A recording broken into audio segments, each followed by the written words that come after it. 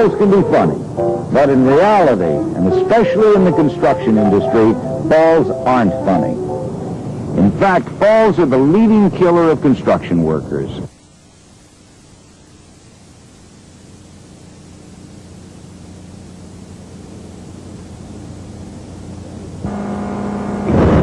In an attempt to protect workers from falls, the Occupational Safety and Health Administration, OSHA, developed a new Subpart M fall protection rule. The rule now requires your employer to provide training for anyone who is exposed to a fall of 6 feet or more. As a construction worker, you need to be aware of the fall hazards and what you can do to reduce or eliminate them. One way to guard against fall hazards is the guardrail system. Guardrails are usually made from 2x4s or wire rope and are located in places where you could fall over the edge, such as around open-sided floors, around floor and roof openings, and on stairs, ramps, or walkways. Another way to guard against fall hazards on the job are covers for holes or openings. Covers will keep you from stepping into or falling through holes and from getting hit by falling objects. It's important to remember that all covers have to be able to support 2 times the maximum weight that will cross over them. And also secure them with wire, cleats, or fasteners, and paint the word hole or cover on them so that your co-workers know what they are. In places where guardrails or covers can't be used or have been removed, you should use personal fall arrest systems. These systems are used during steel erection, near open-sided floors, for work on elevated platforms, and during roofing work. The personal fall arrest system is made up of a body belt or safety harness, a lanyard, and a tie-off or anchorage point. Let's begin with the body belt. Even if worn correctly, the belt can severely injure you.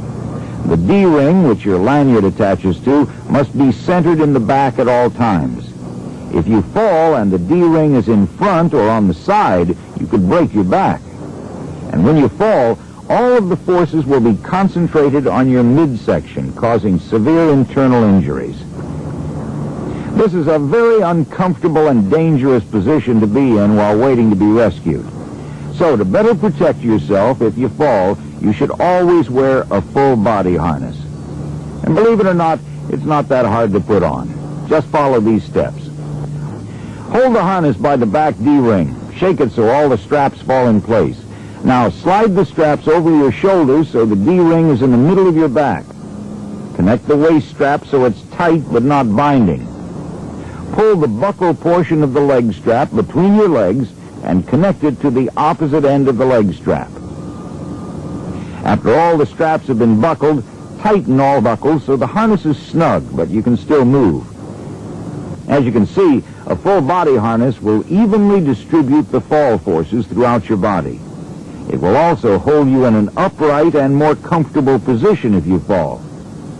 The second component of a personal fall arrest system is a lanyard. There are several types and styles of lanyards available. Lanyards can be made of rope, nylon strap, or steel.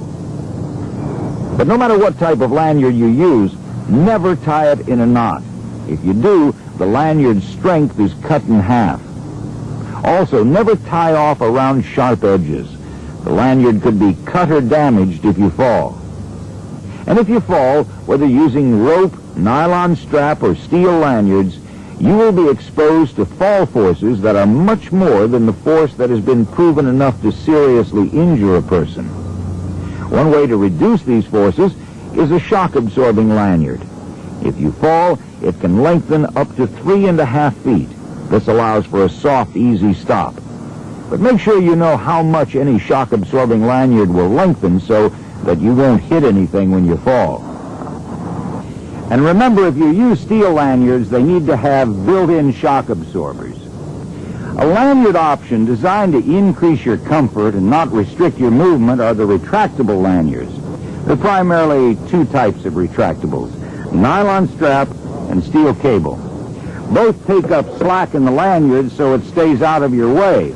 And if you slip or fall, the internal brakes lock quickly to limit your fall. All lanyards and retractables are connected to your harness by locking or non-locking snap hooks. Because of the threat of rollout, non-locking snap hooks can only be attached to a D-ring when nothing else is attached to it. Rollout happens when pressure is applied to the gate of a non-locking snap hook, causing it to pop loose or roll out.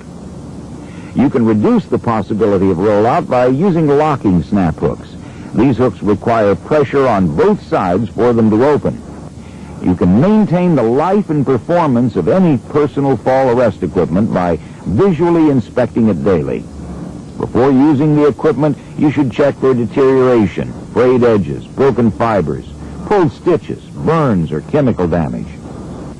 The final component of the personal fall arrest system is the anchor point. If the anchor point fails during a fall, it won't matter how well trained you are, how effective your equipment is, or whether you're tied off correctly. If the anchor point doesn't work, nothing will work. Some possible anchor points are steel structures, beams, or columns. The anchor points need to be identified by the employer or competent person assigned to the project. They need to make sure that the points can support 5,000 pounds. And as a general rule, all anchor points should be directly above you and easy to reach. This is to make sure that if you fall, you don't swing like a pendulum and hit anything. This is called a swing hazard. Also, be sure you limit your free fall to the shortest possible distance, but never exceed 6 feet. And make sure you have enough clearance if you fall, especially with a shock-absorbing lanyard. If you're unsure about the reliability of your anchor point, check with your employer. We should also talk about positioning systems. Using a belt or full body harness and side D-rings, you can connect to a structure and lean back. This leaves both hands free to work. These systems are often used on form work. So, as a review, remember there are 3 basic approaches you can use to reduce or eliminate fall hazards on your job: guardrails, hole covers, and personal fall arrest systems. Use a full body harness, shock-absorbing lanyard, and locking snap hooks for the most effective system. Never tie your lanyard in a knot. Never tie off around sharp edges. Inspect all personal fall arrest equipment for damage before use. Make sure your anchorage or tie-off point is strong enough to stop your fall. And when you tie off, avoid swing hazards. Just watching this video doesn't mean you've been adequately trained in fall protection. Protecting yourself from falls requires that you not only look out for yourself, but for your co-workers as well. Remember, the life you save may not only be your own.